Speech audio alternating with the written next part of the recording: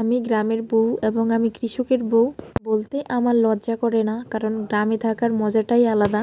নমস্কার, আমি রিম্পা চলে আসলাম নতুন আরেকটা ভিডিও নিয়ে। বড়দের প্রণাম, ছোটদের অনেকটা ভালোবাসা জানিয়ে আমার ভিডিওটা শুরু করছি। তো ঘুম থেকে উঠে মেয়েকে রেডি করিয়ে ছেড়ে দিলাম মাটিতে, ও ওর মতো করে খেলা করবে। তো এখন একটু একটু ঠান্ডা পড়ছে, যার জন্য ওকে ফুল প্যান্ট আর ফুল জামা পরিয়ে দিয়েছি। ঘুম থেকে উঠে চিনি আগে বাবাকে লাগবে, কারণ বাবা যদি বাড়িতে না থাকে তাহলে মাথাই খারাপ।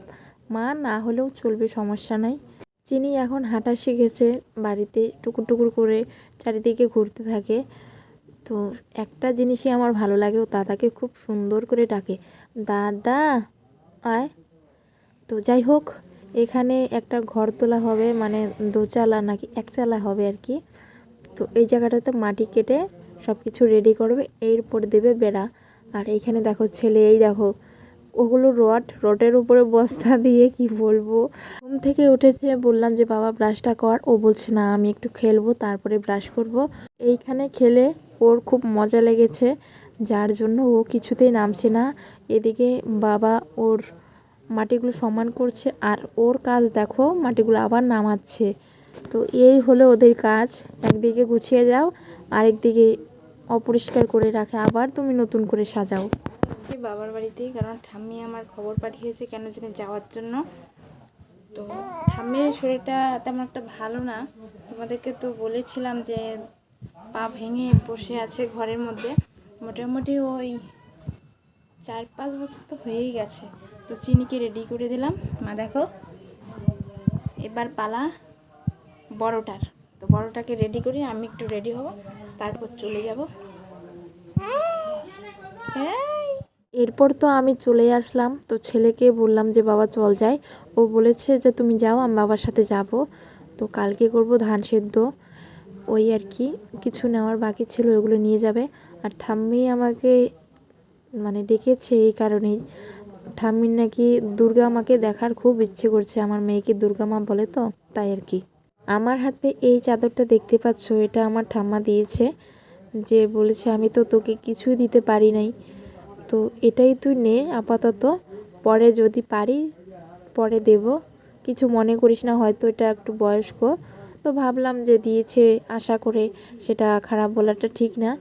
এই দেখো দিয়ে দিল আমার হাতে। আচ্ছা ঠিক আছে, আগের থেকে শরীরটা অনেকটা খারাপ হয়ে গেছে, হয়তো আর বেশি দিন বাঁচবে না। এটা আমার কাছে স্মৃতি রয়ে যাবে, যেটা আমাকে দিয়েছে। চিনি এখানে এসে অনেক আনন্দ করছে, মানুষের থেকে বলটা বিশাল বড়। তো ওর দাদা বলছে যে বুনু আমাকে দাও বলটা, ও কিছুতেই দেবে না, ওর বলই লাগবে। আমরা রেডি হয়ে গেছি, যাবো এখন বার্থডে বাড়িতে। তো দেখো দুই ভাই,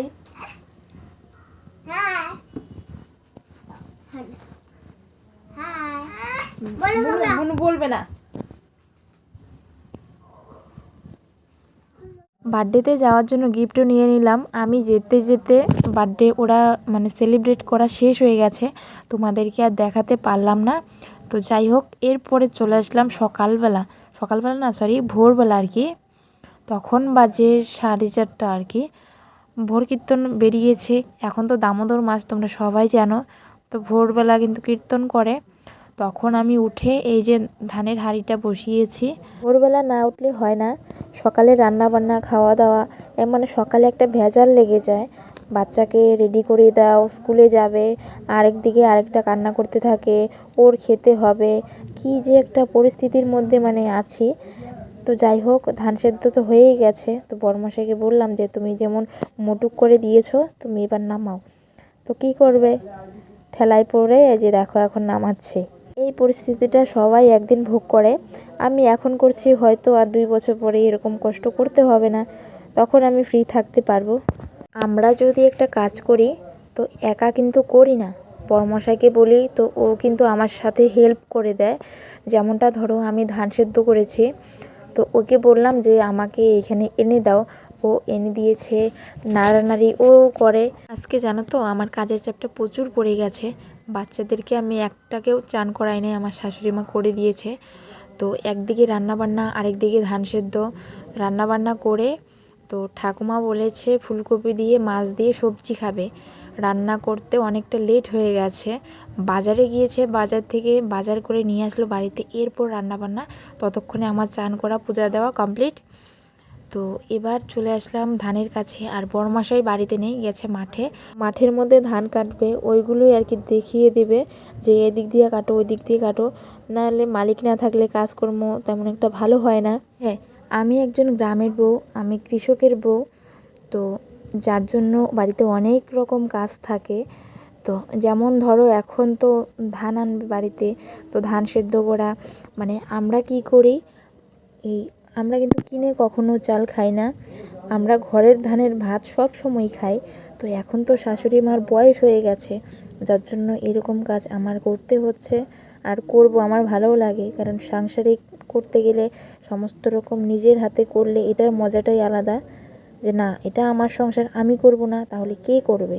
আমার যখন নতুন বিয়ে হয়েছে তখন তেমন একটা কাজ করতাম না, আর তখন আমার মনে হতো যে আমি আত্মীয়র বাড়িতে ঘুরতে আসি। তো আগে যখন এই বাড়িতে নতুন এসেছি তখন আমার মনে হয়েছে আমি আত্মীয়র বাড়িতে ঘুরতে আসি, আর এখন একটু পুরনো হয়েছি, তো এখন মনে হয় যে না আমি কাজকর্ম করব, আমি বাড়ির বউ, আমি করব না, সেটা তো হতে পারে না। চিনিটা এত দুষ্টু হয়েছে, এক জায়গায় তো বসেই থাকে না। দেখো এখানে পিসি ধান মানে পাকার উপরে দিচ্ছে, ও কাজ মানে করবে আর কি। তো দেখো টুকুর টুকুর করে সারা মাঠ জুড়ে হাঁটাহাঁটি করছে। জানো তো আমার না মাঝে মাঝে খুব হাসি পায়, কেন বলো তো, আমি যখন যেই কাজটা করি ও চুপ করে থাকবে, থেকে শিখবে কাজটা, শিখে তারপরও করবে। তো এই দেখো এখন চলে আসে ধানের উপরে, মা কাজ করছে আর মেয়ে কাজ করবে না সেটা তো হতে পারে না। তো ধানের উপর থেকে কিছুতেই ওকে নেওয়া যায় না, এখন ওকে কোলে নিয়ে ধান নেড়ে দেবো, কিচ্ছু করার নেই বলো তো, ওকে দূরে রেখে আসলে দৌড়ে চলে আসে এখানে কাজ করবে। গরমের দিন আমাদের বাড়িতে তো থাকাই যায় না, তো এখন আস্তে আস্তে শীত পড়ে যাচ্ছে, বাড়িতে এক ফোঁটা রোদও নেই জানো, রোদের জন্য এখন এদিকে ওইদিকে যেতে হয়। তো ধান নাড়বো কিসে, তাই চলে আসলাম মন্দিরে, এইখানে থাকে রোদ মোটামুটি 3-4 ঘন্টার মতো, এতটুকু রোদ থাকলে আমার যথেষ্ট, বেশি একটা লাগবে না। তো আমি ধান 3 দিনে শুকাবো, তাহলে চালটা ভালো হয়, ফ্রেশ হয়, ভাঙে কম আর কি।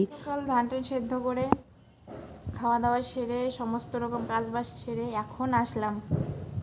তো এই দেখো চিনি এখানে আছে,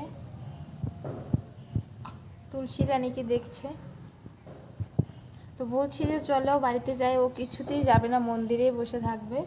মা চলো বাড়িতে যাই, বাড়ি যাবা, আসো আসো, এই যে এখানে এখানে আসো, বাড়ি যাবা না? দেখলে ওর এইখানেই ভালো লাগে, যাও ওই যে নম দিয়ে আসো তো। হ্যাঁ ধান খায়, এই যে এই দেখো ছাগল ধান খাচ্ছে, ও তাড়াচ্ছে, যাও মা, এই যে এইখানে নম দাও তো, একটা নম দাও, বসো এখানে বসো, নম দাও নম দাও, নম দাও, নম দিবা না, একটা ধরে না, ছিঁড়ে না ছিঁড়ে না, নম দাও, ছিঁড়ে না, ছিঁড়ে না রে পাগলি। ভিডিওটা এখানে শেষ করছি, দেখা হচ্ছে নতুন কোনো ভিডিওতে, ততক্ষণে সবাই ভালো থাকবে, সুস্থ থাকবে, তো বাই বাই।